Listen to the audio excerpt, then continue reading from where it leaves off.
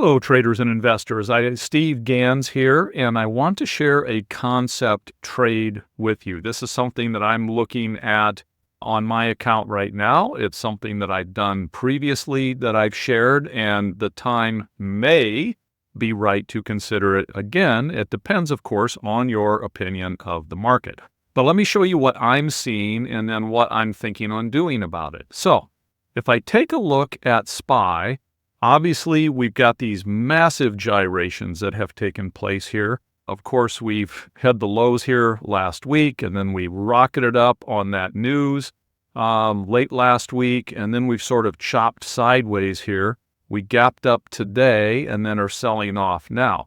So right now, we're not really punching through this 550, and quite frankly, I don't see a catalyst that would make that happen. The threat of significant tariffs across the board has been pushed back by 90 days. Of course, that can resurface at any time and in any level of strength. We just don't know. I just don't see anything really that's going to, spike this higher. So I'm considering this 550 somewhat of a resistance level that we might roll back off of. So if that's my opinion, and I'm thinking over the long term that we're more likely to roll back down here, maybe even make new lows. We're going into earnings season, and there's going to be a lot of questions there from companies about, what can we count on, what can't we count on, etc. So I think everybody's going to start coming out with what I'll call a revised and reduced earnings expectations going forward, just because they don't really know what to expect. So as a result of that, again, my projections is probably a move back down.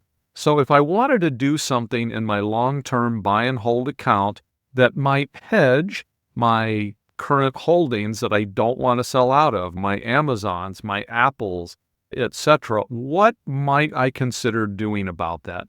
Well, if I really don't think we're going to get much above that 550 range, I'm even giving myself a little buffer. I'm going to 560 here. I can sell 560 calls, and then I can go out at some point. I can choose my point there and buy 3. And what I'm doing here is I'm kind of doing it in a ratio. It doesn't have to be this exact ratio.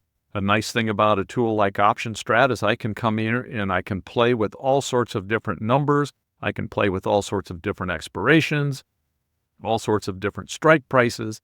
But this is what I've modeled up here right now. So I'm going to sell 3 call spreads, the 560 to 600 range, which of course is this right here.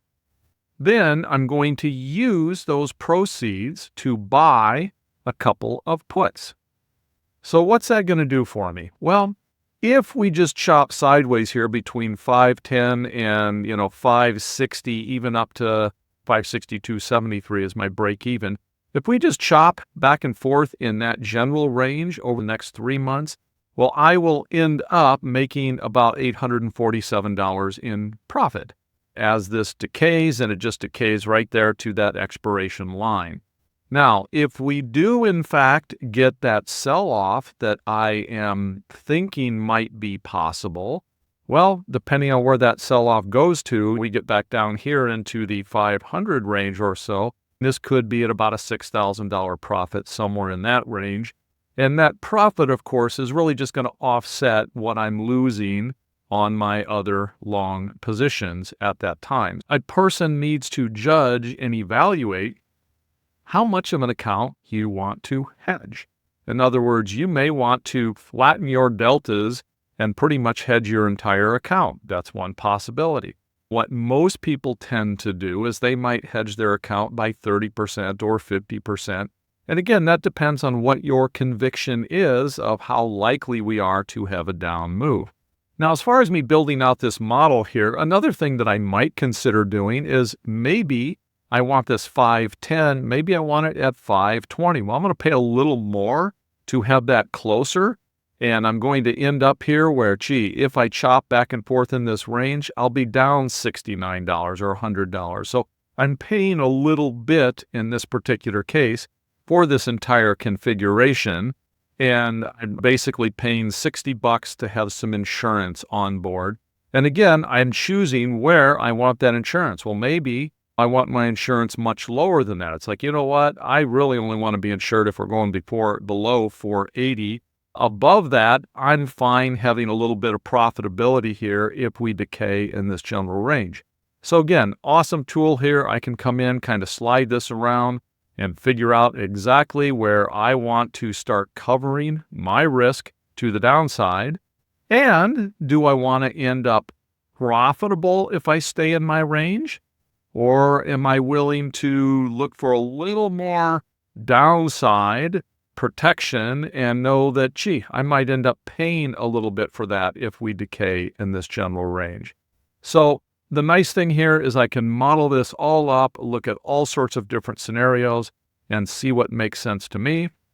I also, of course, need to have a plan in place that if our market does start to move up considerably, right now I'm showing this at expiration. If I come back and show it here, we can see that on my T0 line, if we move up in the meantime, this is going to be showing some loss. Am I going to have the fortitude to stick this out? Or maybe I might need to adjust it somewhere along the way and give up on my thesis. Well, from my perspective, my personal thesis here is I expect us to probably stay below 550.